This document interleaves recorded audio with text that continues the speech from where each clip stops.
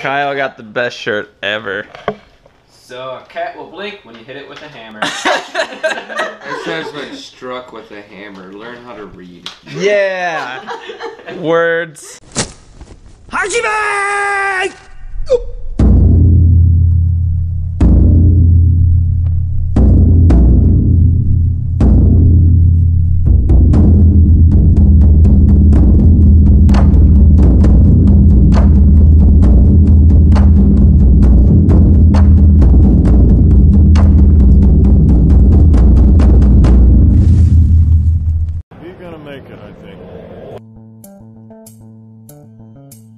I missed you guys. I feel like it's been forever.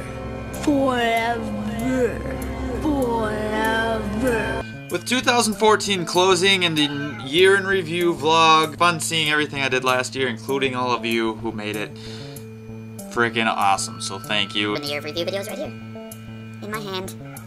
Now what you did.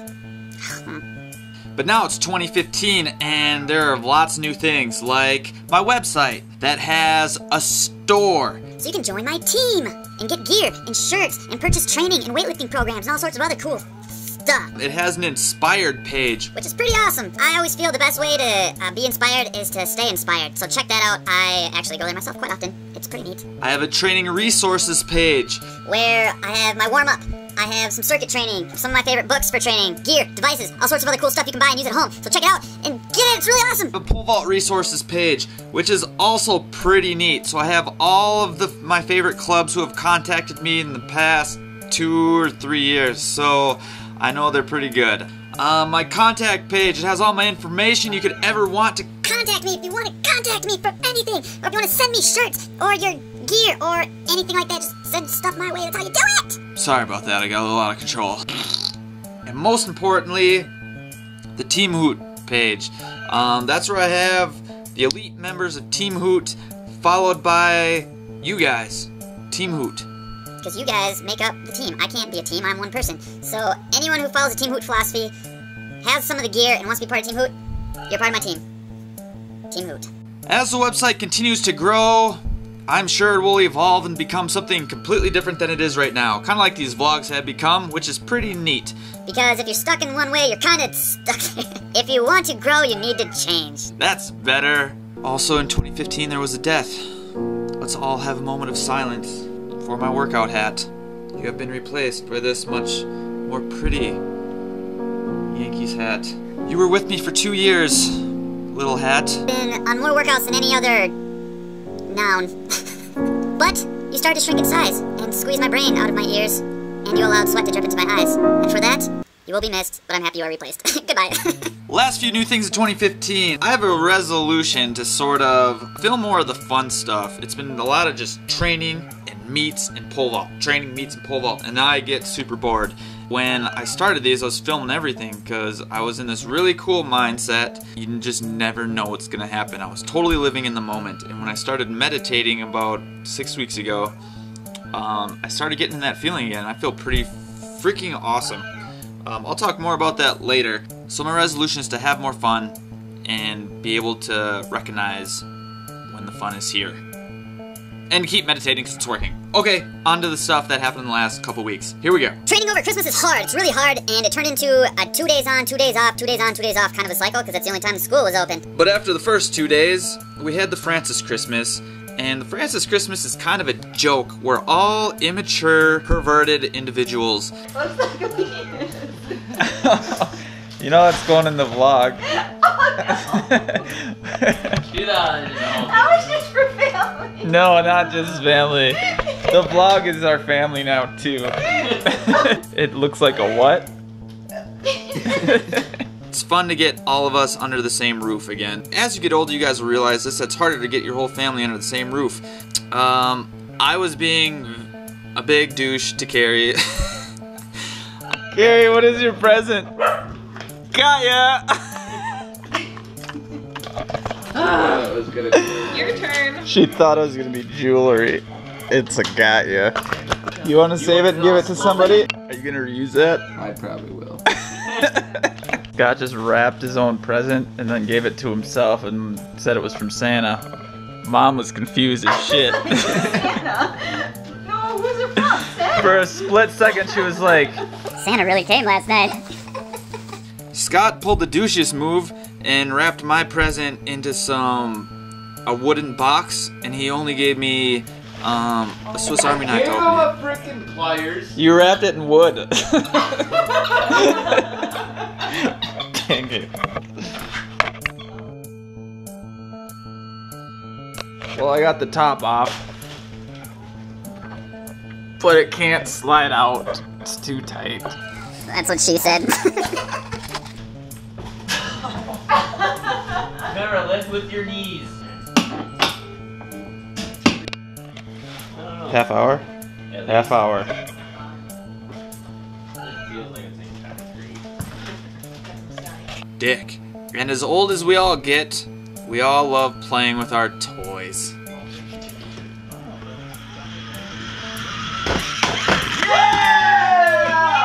Grind it!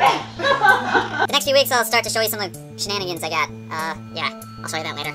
Okay, here we go. Since Kyle was home, I got a training buddy for a couple days, which was awesome. I finally ran faster than 10 meters per second in the speed trap of the 10 meters. What you doing?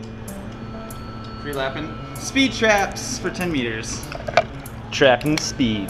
Can't decide which side I want on. Got it. Which I was pretty jacked about because I was feeling pretty crappy, and it was in flats and long pants, and yeah, I was pretty pumped. We did all that with the free lap because the free lap is awesome. John's a great athlete. You forgot his binder to write down his numbers. He's got a pencil. Kyle got a parachute, a training parachute, and I decided that I was gonna fold it like I used to with when I'd skydive all the time and throw it mid-throw.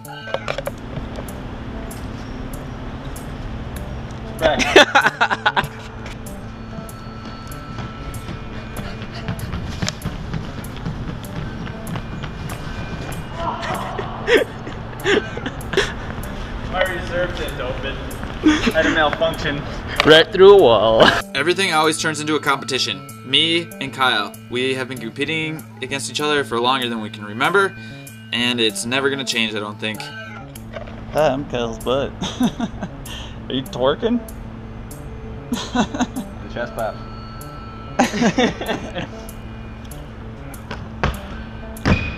That was way farther. If you make it, we go up. Oh. Going up. This is my first time doing this. I'm gonna beat him. They're all gonna laugh at you. Damn it. Pretty high. How high is that? 33. No, 39. I did grab the ground. You got it. You were high enough last time.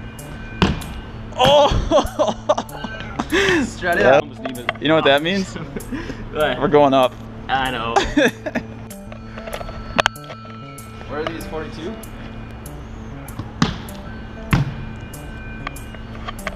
Good 3 inches.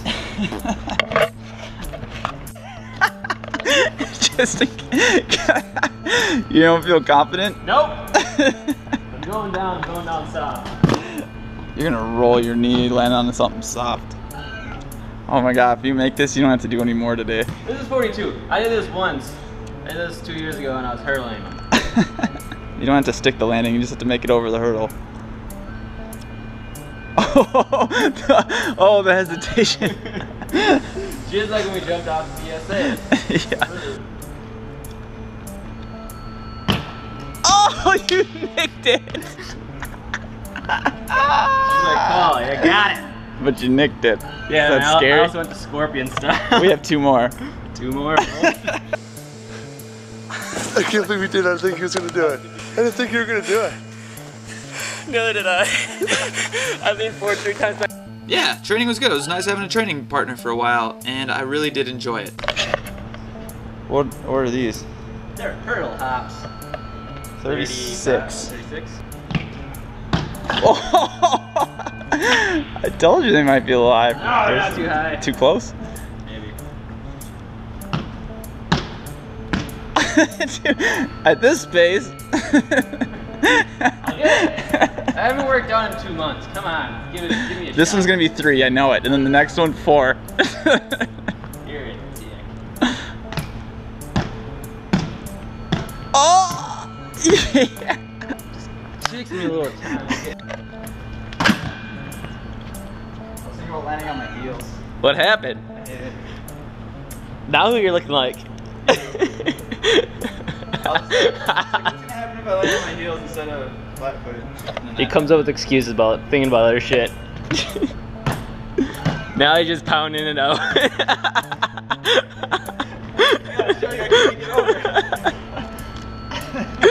See how I was jumping? Just because that makes fun of you. I know. I'll show you how high I can jump. So we gotta do a trick on the end? Yeah. Yeah. My hamstring's going out anyways.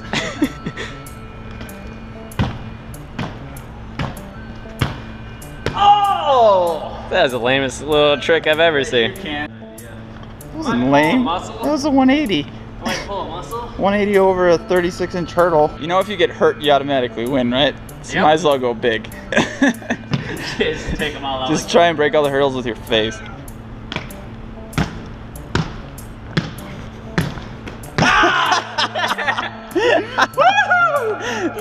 That wasn't better. What are you talking about? That's toe touch.